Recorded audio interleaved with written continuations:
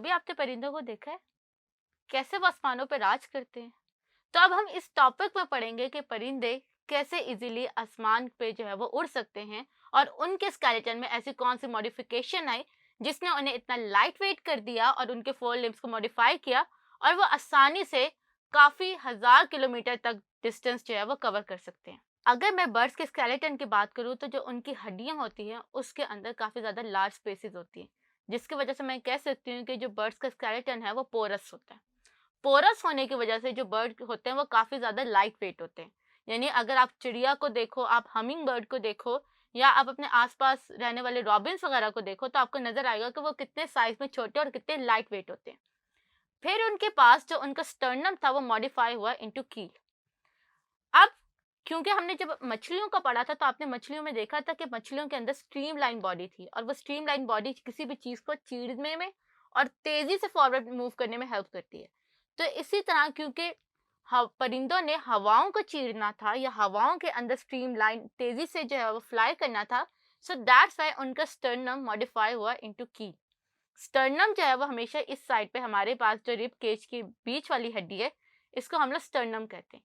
ये स्टर्नम उनके अंदर जो था वो इस तरह से स्ट्रीमलाइन बॉडी में डेवलप हुआ, इसलिए अगर आप किसी परिंदे को देखो तो उसका जो जो चेस्ट होती है वो नोकीली होती है। ये नोकीली चेस्ट या स्ट्रीमलाइन बॉडी जो होती है वो उनको हेल्प करती है एयर के रेजिस्टेंस को ओवरकम करने में। फिर उसके बाद जो बर्ड्स होते हैं उनके पास फेदर्स होते हैं। ये फेदर्स उनकी बॉडी को वार्म रखते हैं ताकि जब वो एयर के अंदर ट्रैवल करे या एयर में फ्लाई करे तो एयर के अंदर जो टेम्परेचर चेंज होता है वो उनकी बॉडी को इफेक्ट ना करे। फिर उनकी फ्लाइट के अंदर जो है वो एनर्जी रिक्वायर्ड है, तो एनर्जी रिक्वायर्ड करने की वजह से उनके जो लंग्स होते हैं they are modified to store extra air और वो जो एयर होते हैं वो यूज कर सकते हैं ड्यूरिंग देयर फ्लाइट और अपने एटीपीज जो है वो क्रिएट कर सकते हैं।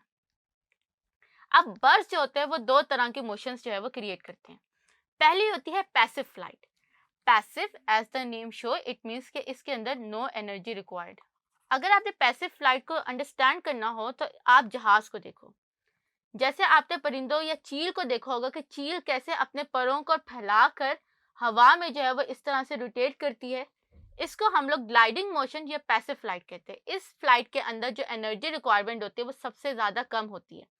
इसके लिए जो होते हैं इनके विंग्स, अगर मैं इनके बर्ड्स के विंग्स को इस तरह से ड्रॉ करूँ तो जो एयर होती है वो अपर रीजन के ऊपर बहुत ज़्यादा होती है as compare to lower region, जिसकी वजह से जो ऊपर से जब हवा बहुत तेज़ी से गुजरती है तो वो तेज़ी से गुजरने की वजह से जो बर्ड होता है वो तेज़ी से आगे पुश होता है।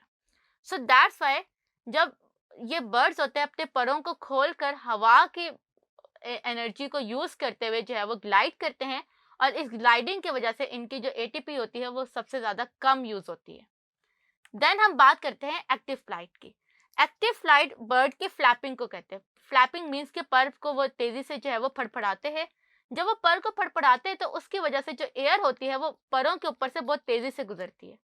जब परों के ऊपर से बहुत तेजी से गुजरती है तो इस वजह से जो बर्ड होता है वो ऊपर जाने के साथ साथ फॉरवर्ड भी पुश होता है। सो दैट्स वाई अगर मैं इनके बर्ड को ड्रॉ करूँ इस तरह से, अगर मैं बर्ड्स को क्रॉस सेक्शनल देख रही हूँ तो यहाँ पे एयर जो है वो तेजी से मूव की।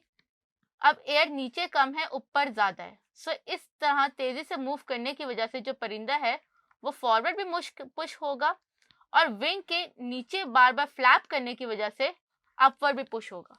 तो एक्टिव फ्लाइट उस टाइम होती है जब परिंदे जो है वो टेक ऑफ करने लगे या लैंड करने लगे। सो आपने जब देखा होगा कि परिंदे जब टेक ऑफ करते हैं या लैंड करते हैं तो अपने परों को बहुत तेज़ी से फड़फड़ाते हैं। इस तेज़ी से फड़फड़ाने या फ्लैपिंग ऑफ विंग्स को हम लोग एक्टिव फ्लाइट कंसीडर करते हैं और इसमें काफ़ी ज़्यादा एनर्जी रिक्वायर्ड होती है। So by this motion birds can easily fly in the air.